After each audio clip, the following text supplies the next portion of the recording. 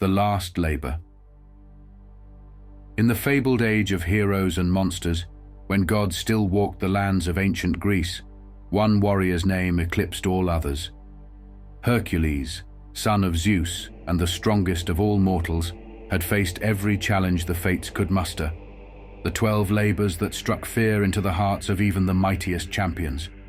He had battled the Nemean lion, captured the Erymanthian boar, and slain the Lenaean hydra, each impossible feat etching his name deeper into the annals of legend.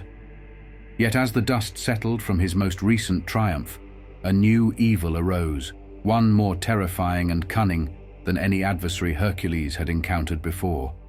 A nightmarish creature, spoken of only in the most ancient of laws, began to cut a brutal swath across the lands surrounding Hercules' village. Entire settlements were reduced to smoldering ruins in its wake, their people enslaved or slaughtered without mercy. Known only as the Nemean Ravager, this beast possessed a hide thicker than stone and an insatiable hunger that could never be quenched. As the screams of the ravaged echoed through the shadowed valleys, one truth became perfectly clear. To face the Ravager would be Hercules' ultimate labor, an apocalyptic battle that would push the fabled champion to the very limits of his indomitable strength and courage. For if he failed to stop this unstoppable evil, Hercules sprinted through the dense forest itself, his powerful legs propelling him over fallen logs and under low-hanging branches. The distant, terrified screams of the villagers reverberated through the trees like a relentless war drum, pushing him to increase his speed. He had faced countless beasts in his legendary labors, the Nemean lion, the Erymanthian boar, the Lenaean hydra, but this was different. A new threat had emerged, one that struck at the heart of those he had sworn to protect. The village lay in ruins, its homes and lives shattered by a creature no one had seen before. Bursting into the village clearing, Hercules was greeted by a scene of utter chaos. Homes were reduced to smoldering rubble, their charred beams jutting out like broken bones. Terrified villagers scattered in every direction, screaming as a massive shadowy figure loomed in the center of the destruction. The beast turned its grotesque head toward Hercules, rows of jagged teeth glistening in the firelight. Its body was covered in thick, overlapping plates of armor that looked impenetrable to any weapon.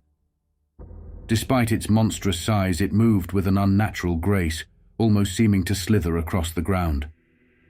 Hercules didn't hesitate. With a mighty roar, he charged at the creature, swinging his legendary club in a powerful arc. The weapon slammed into the beast's side with enough force to shatter a mountain, but the blow merely glanced off its hide. The beast snarled, its piercing yellow eyes locking onto Hercules. Realizing brute strength alone wouldn't defeat this foe, Hercules quickly disengaged and bellowed for the villagers to regroup at the village square. He spotted Orin, the wizened village elder, cowering behind an overturned cart. Orin! Hercules called out, gesturing for the old man to join him. We need your guidance. This is no ordinary beast. Orin nodded, his wrinkled face etched with fear and relief at Hercules' arrival. Together they hurried to the village square, the creature's guttural roars echoing behind them. In the square, Hercules found Miriam, the village's knowledgeable librarian, already gathering the few remaining texts that hadn't been destroyed. A young woman named Lyra, known for her skill as a tracker, stood beside her. The library, Miriam said, her voice trembling. We must get to the library if we hope to identify this thing. Hercules agreed with a solemn nod. If they were to have any chance of defeating the beast, they would need to uncover its secrets first.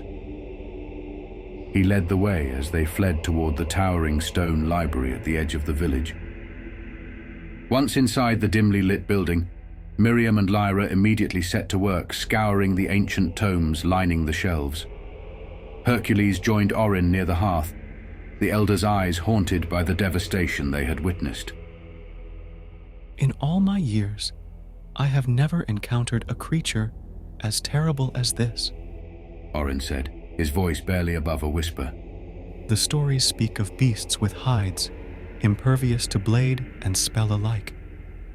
But I had dismissed them as legend. Miriam interrupted their somber reflections, her face flush with excitement and dread. I found it! She exclaimed, hurrying over with a massive leather-bound book cradled in her arms. The Nemean Ravager. She opened the ancient tome, the fragile pages crackling with age, and began to read. A creature of myth and nightmare, the Nemean Ravager stalks the shadows with unmatched cunning and ferocity. Its hide is forged of the strongest armor, impervious to any weapon crafted by mortal hands. A thunderous crash shook the library as the massive beast exploded through the entrance, sending a shower of stone and splinters raining down. Hercules leapt to his feet, shielding the others with his powerful frame as the Ravager advanced, smashing bookshelves and tables with its immense bulk. Run! Hercules roared. I'll hold it off! Orin, Miriam, and Lyra scrambled toward the rear exit as Hercules charged the Ravager head-on. He battered the creature with a relentless flurry of blows, each strike shuddering through his bones, but the beast's armored plates deflected every attack. The Ravager lashed out with one of its massive claws, the razor-sharp talons slicing through the air mere inches from Hercules' face. He countered with a sweeping kick that would have felled a dozen men, but the beast barely flinched. Realizing he couldn't overpower the Ravager through force alone, Hercules turned and sprinted toward the exit, the creature's deafening roars echoing in his wake. He caught up with the others just outside the crumbling library. We weren't fast enough, Miriam said, clutching the ancient tome to her chest. It took the scroll. Hercules followed her gaze to the tattered remains of a scroll lying in the street, its edges smoldering. The Ravager had taken something from the library, but what? And why? What did it steal? He demanded. Miriam swallowed hard. A map to the Cave of Echoes. The scroll contained a map leading to an enchanted item hidden there, the only thing capable of piercing the Nemean Ravager's hide. A grim silence fell over the group as the implication settled in. The Ravager was no mindless beast.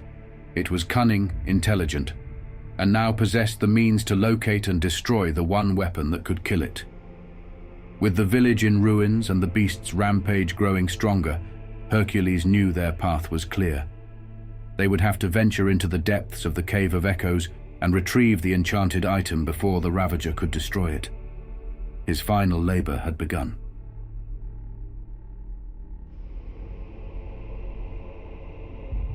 The morning sun cast long shadows across the decimated village as Hercules and his companions regrouped to plan their quest.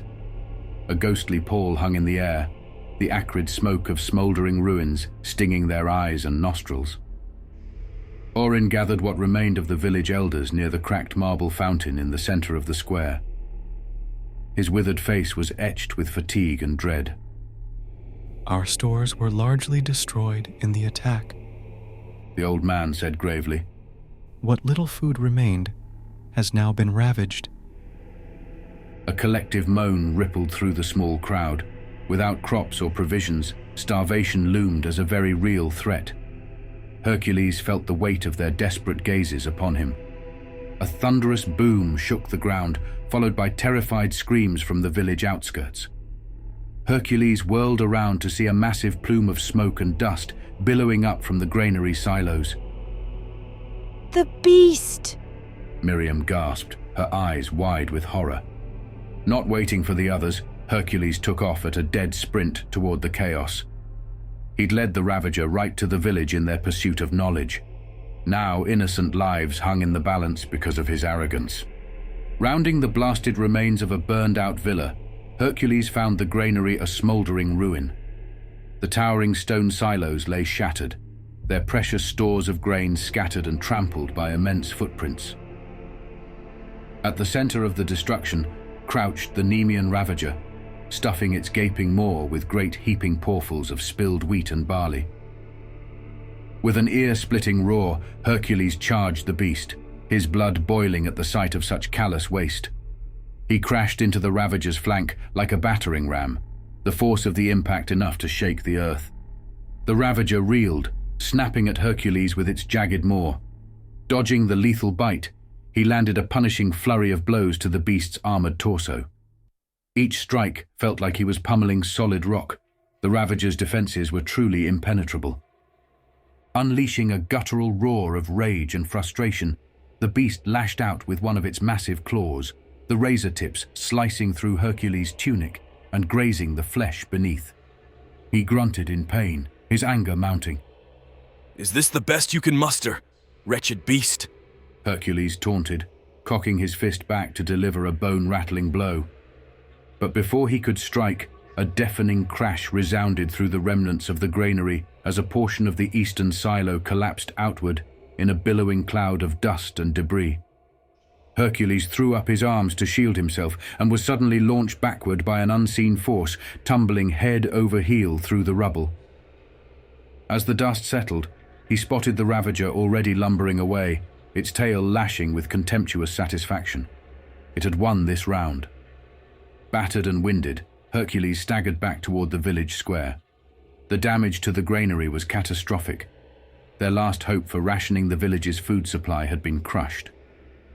A grim pallor hung over the survivors huddled there. Orin pulled him aside, his sunken eyes filled with a terrible dread. Hercules, we haven't much time. The old sage whispered. The lore speaks of the Ravager entering a hibernation-like state as the age of the summer solstice draws near, during which it will become all but invincible, protected by ancient magic. Hercules felt his stomach drop. When does this transformation occur? By the next full moon, Orin replied solemnly. which is merely 3 nights away. An icy chill ran down Hercules' spine. He had delayed too long in his quest, allowing the Ravager to wreak untold devastation. Now time was quite literally against them. His fists clenched with resolve. They would make for the Cave of Echoes at once and retrieve the enchanted spear before the opportunity was lost. Steeling his nerves, Hercules strode toward Miriam and Lyra. Gather what supplies you can, He ordered. We leave for the caves immediately. As the 2 women hurried off, Orin approached with a grave expression. Hercules, I fear I can be of little use on this quest. My body grows frail, and traveling will slow you down. But know that my thoughts and prayers will guide your steps. Hercules clasped the old man's shoulder firmly. Your wisdom has already been invaluable, my friend. The village will be secure in your hands. Turning away, he rejoined Miriam and Lyra where they stood with meager packs and traveling cloaks. Lyra's gaze suddenly snapped toward the blasted ruins of the library. Wait! She called, scrambling over the debris. There's something here. Hercules followed her worried gaze to a section of the rear wall, which had buckled outward in a twisted heap of shattered stone. Faint sunlight filtered through, casting dusty rays on a hidden alcove beyond. Cautiously, Lyra pressed her ear to the damaged wall. I hear movement. Hercules gripped his club tighter, his own ears straining. Sure enough, faint scuffling and grunts echoed from within the hidden chamber. Without warning, a hulking, monstrous form emerged from the shadowy recess. It was one of the Ravager's minions, a savage brute covered in jagged, bony plates, its slavering jaws gaping to reveal rows of serrated fangs. 2 more of the abominations followed, their soulless black eyes locking onto the intruders. Stand back! Hercules roared, placing himself between the creatures and the 2 women. As the beasts charged with horrid screeches, he leapt forward to meet them head-on. The first minion was upon him in the blink of an eye. Hercules ducked its raking claws and swung his club with every ounce of his godly strength. The weapon connected with a sickening crunch of splintering bone, sending the creature tumbling backward in a heap. He pivoted just in time to see the next minion lunging at him, its dripping maw gaping wide. Bellowing a savage war cry, Hercules caught the beast mid-leap and, straining with all his might, hurled it back into the hidden alcove. Miriam tossed him a torch snatched from the rubble as the 3rd and final minion advanced, its razor claws slashing at the air. With a flick of his wrist, Hercules lit the end of his club ablaze and swung the flaming weapon in a deadly arc. The minion recoiled from the flames with a screeching hiss. Dancing backward to avoid its frenzied swipes, Hercules led the beast toward the hidden chamber until it was backed against the wall. With one final thunderous strike, his club slammed into the creature's skull and it crumpled to the ground. For a long moment, the only sounds were the crackle of the dying flames on his smoldering club and Hercules' own ragged breaths. The minions lay unmoving, thick, viscous fluid oozing from their shattered forms. Kicking aside the final twitching corpse, he peered into the shadowed alcove beyond. The dusty light revealed an expansive hidden chamber lined with ancient texts and scrolls. An entire library, forgotten beneath the village. Miriam murmured in disbelieving awe. Hercules beckoned them inside, and they began rapidly scouring the shelves, hoping for any scrap of knowledge that could aid them. Miriam suddenly gasped and rushed over, cradling a massive tome coated in undisturbed dust. The origins of the Nemean Ravager, its powers, its weaknesses. She said, her voice trembling. Everything we need is contained in here. As they pored over the arcane pages, a dire truth soon became clear. The enchanted spear of Hephaestus was not just a weapon, but also a key to breaking a powerful curse placed on the Ravager itself eons ago. Retrieving the spear would be paramount, but using it would require complex rituals and rites that could potentially be their undoing. Clutching the ancient book to her chest, Miriam steeled her resolve. Whatever sacrifices the gods demand, we must be willing to make. The thunderous boom of the village gates slamming shut echoed across the desolate streets like a solemn death knell. Hercules gazed out over the huddled survivors, families rendered homeless, the injured and infirm, all looking to him with thinning hope in their haunted eyes. How many more innocents would suffer because of his arrogance? His delay in pursuing the Ravager had already cost them so much. And now, with the insidious beast entering its final transformation, they had mere hours remaining before it became an unstoppable force.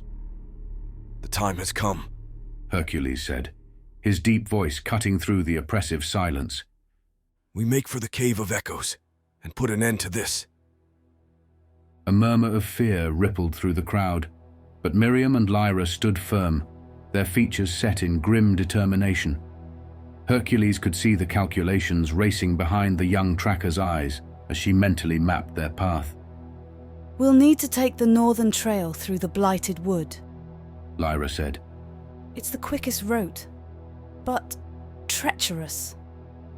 Hercules nodded, his jaw clenched. The blighted wood carried an ominous reputation, a tangled labyrinth of gnarled trees and root-bed booby traps, where many a weary traveler had met their doom. But they had no choice. Every moment wasted brought the Ravager one step closer to achieving ultimate power. Without another word, he turned and strode toward the village gates, Miriam and Lyra falling in behind him. Orin and the remaining elders looked on, their solemn expressions a sobering reminder of what was at stake. Once outside the battered walls, they quickened their pace along the winding forest trail. The looming canopy of crooked black branches blotted out the sun, casting the path in gloomy shadow. An eerie stillness hung heavy in the air, their every footfall seeming to echo unnaturally. After 2 hours of brisk marching, Hercules sensed the shift. Something was not right. Holding up a cautioning hand, he crouched low, every muscle taut as his keen eyes scanned their surroundings. What is it? Miriam whispered, her hushed voice layered with dread. Hercules' gaze narrowed on a patch of earth not 10 paces ahead. The ground looked wrong somehow, like a hairline fracture in reality itself. With a deft flick of his wrist, he sent a stout branch sailing through the air to strike the anomaly. The surrounding foliage immediately erupted in a chaotic frenzy of razor-lined jaws and serrated thorns, snapping shut with bone-crushing force. A hunter's trap, Lyra breathed, her eyes wide. Hercules waved them onward wordlessly, his every sense heightened to detect the next ambush. This section of trail was absolutely littered with lethal snares and pits, each more devious and sadistic than the last. Lyra's skills as a tracker proved invaluable, her keen instincts guiding them safely around the hidden death traps time and again. But even she was caught off guard when a massive net of woven vines suddenly burst from the undergrowth, razor barbs lining every strand. Hercules reacted without hesitation, batting the deadly projectile away with a sweep of his club. It careened off into the gnarled foliage, ensnaring a pack of feral hunters lying in wait. Guttural cries erupted from the trapped brutes as they thrashed and clawed at the tightly woven mesh. There were 7 in all, emaciated forms twisted by sickness and cruelty into something less than human. Keep moving, Hercules growled, eyeing the struggling hunters warily. They pressed on at double pace, the creeping feeling of being watched intensifying with every step. After rounding a bend in the trail, Lyra suddenly froze, her eyes locked on the ground ahead. Ravager tracks. She murmured, kneeling to examine the immense footprints scarring the earth. Hercules felt his blood run cold. How recent? No more than an hour ahead. Lyra replied gravely. That was when the first volley of javelins erupted from the underbrush, the steel tips hissing through the air with deadly accuracy. Hercules swatted 2 aside, but the third sliced through Miriam's pack, drawing a crimson line across her upper arm. Take cover! Hercules bellowed. Scooping up the 2 women, he dove for shelter behind the jutting outcropping of a massive gnarled root. More javelins pelted the makeshift barricade in a rapid-fire barrage. It was herding us! Lyra shouted over the din, pressing a wad of cloth to Miriam's bleeding wound. The Ravager drove us straight into this ambush. Of course, beasts were not the only savage threats lurking in this forsaken wood. The aged tomes had spoken of feral hunter tribes pledged to the Ravager's dark cause. There was no negotiating with such debased monsters. With a mighty bellow, Hercules launched himself from behind the root, his club swinging in a deadly arc. The first javelin-wielding hunter went down with a shattered jaw, his cohorts momentarily stunned into stillness. Hercules pressed the advantage, raining down punishing blows and driving the survivors back. But more began to emerge from the twisted brambles, these warriors wielding axes and blades forged in hellfire. Soon, Hercules was surrounded on all sides, outnumbered 3 to 1. A guttural war cry split the air behind him as one brave hunter charged his flank. Hercules pivoted smoothly, catching the berserker with a bone-pulverizing shoulder strike that sent the hapless attacker tumbling like a ragdoll. But the momentary diversion cost him dearly. From the corner of his eye, he glimpsed a blur of motion as a javelin took him high in the back, punching through muscle and scraping against bone. White-hot agony lanced through Hercules' body, the brutal impact driving him to one knee. He could feel the warmth of his own blood seeping down his back as the savage hunters closed in for the kill. Suddenly, a tremendous crash resounded through the woods as the Nemean Ravager itself burst onto the scene, smashing through the gnarled trunks with earth-shaking force. The hunters cowered back, their bloodlust giving way to sheer terror at the beast's thunderous arrival. Through a haze of pain and fading consciousness, Hercules saw Miriam and Lyra scrambling from their hiding place toward the distant mouth of a towering cavern. So close. They were nearly at their destination. With a last Herculean surge of will, he ripped the javelin from his back and staggered upright to face the Ravager's wrath head-on. Time seemed to slow as the behemoth charged, each thundering footfall shaking the very earth itself.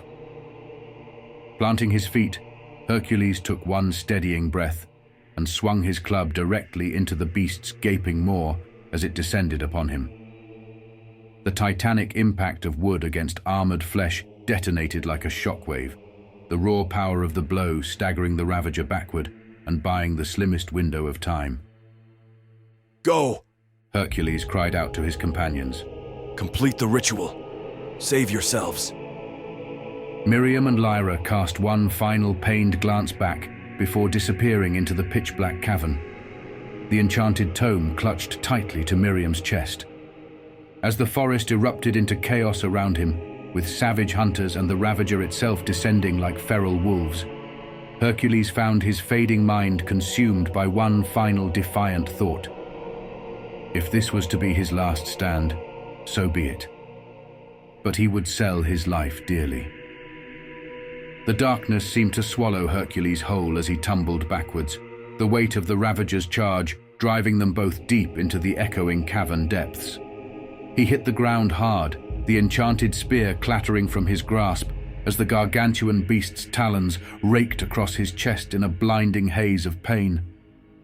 His world became a kaleidoscope of shadow and flickering torchlight, the bestial roars of the Ravager reverberating like rolling thunder. Gritting his teeth, Hercules forced himself upright and squinted into the gloom, seeking any sign of Miriam or Lyra. He spotted the two women crouched over the motionless form of the village elder near the cavern's rear wall. Miriam cradled the ancient tome against her chest as Lyra desperately tried to rouse Orin, her voice echoing in panicked cries. He's not moving. Miriam, please, we must begin the ritual at once. Tracking their voices, Hercules lunged in their direction, his hand closing around the smooth shaft of the fallen spear. But a thunderous crash echoed through the chamber as the Ravager emerged from the blackness, its armored bulk scraping against the low stone ceiling. It loomed over the two women like a terrible omen of death, gnarled claws extending as its yellow eyes blazed with hate. An inhuman shriek escaped its gaping maw, the force of it staggering Hercules backward.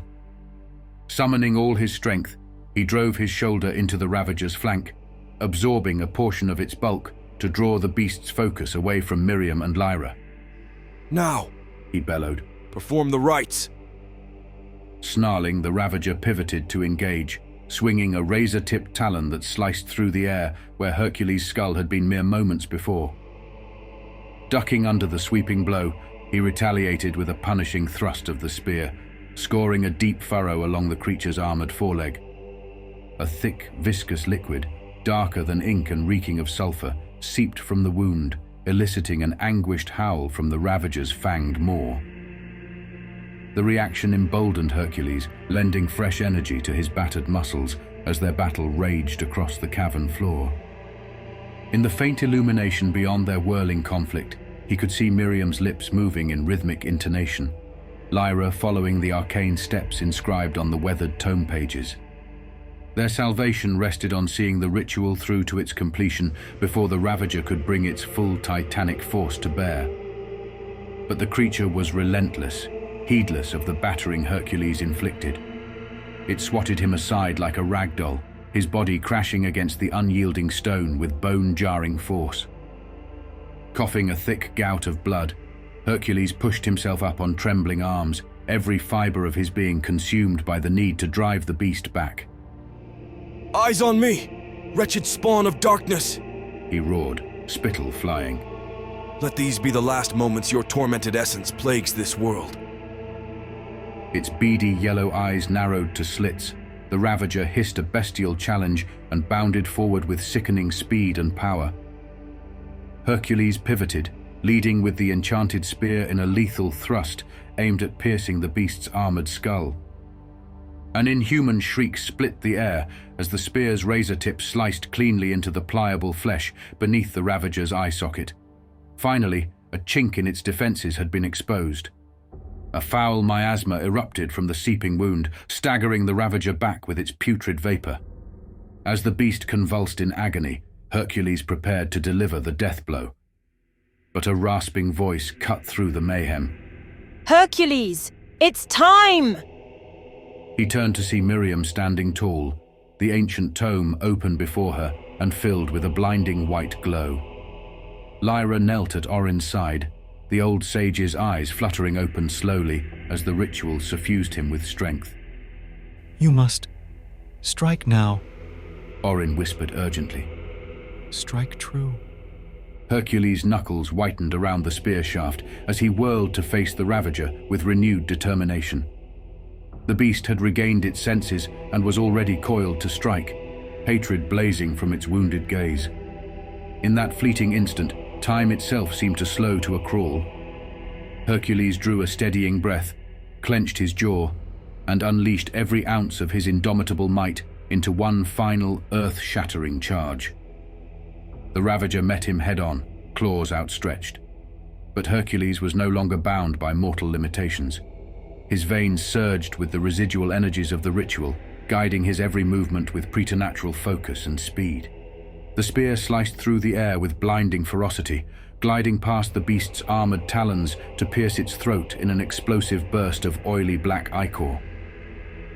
The Ravager's flesh was parting like silk beneath the enchanted blade's celestial power. As the razor tip plunged deeper, bisecting muscle and splintering bone with each inexorable foot of steel that delved into the beast's cursed form, a blinding flare of vermilion radiance erupted from the grievous wound. The Ravager let loose a final, keening shriek of abject misery that echoed off the cavern's vaulted ceilings with the force of a hurricane. The shockwave caught Hercules like a tidal surge, blasting him off his feet with enough power to rob his lungs of breath. When he finally blinked free of the crimson haze and regained his senses, the world around him had been transformed. No longer were the shadows consumed by the Ravager's towering silhouette and bestial shrieks. Instead, a slender, frail figure stood hunched over the tip of the embedded spear, streams of inky blackness oozing from his nose, mouth, and vacant eyes. As Hercules rose unsteadily to his feet, the spellbound form convulsed with a grotesque, gurgling cough, finally collapsing in a desiccated heap. The Ravager was no more. Timaeus! Miriam whispered, sounding every one of her age-wearied years. Hercules turned to see his companions, their faces etched with mingled horror and relief. The mythical scourge had finally been vanquished, but at what cost? Lyra appeared hollow-eyed and haunted as she knelt beside the motionless Orin. The old sage lay as still as the grave itself, his trembling hand grasping a singed patch of the young woman's cloak. He's alive, but fading quickly, she murmured, tears streaking her ash-stained cheeks. With a mighty effort, Hercules crossed the littered cave floor and gently lifted the elder into his arms. Orin's eyes fluttered open to regard him with an ethereal calm. You have triumphed where gods themselves have trembled, he rasped through bloodless lips. The beast is no more. And the village is safe because of your courage, old friend, Hercules replied, his own voice thick with emotion. Now we must get you help. There is no help left for these weary bones, Orin continued, a spectral smile tugging at the corners of his mouth. My final role in this life was guiding your steps on this quest. The solace is knowing your legendary deeds shall never be forgotten. With those parting words, the light faded from the elder's eyes, and his withered hand fell away, finally at peace. Hercules bowed his head in silent reverence for the life that had been given to free the village from the Ravager's curse. A strangled gasp pulled his attention to where Timaeus' still form lay crumpled.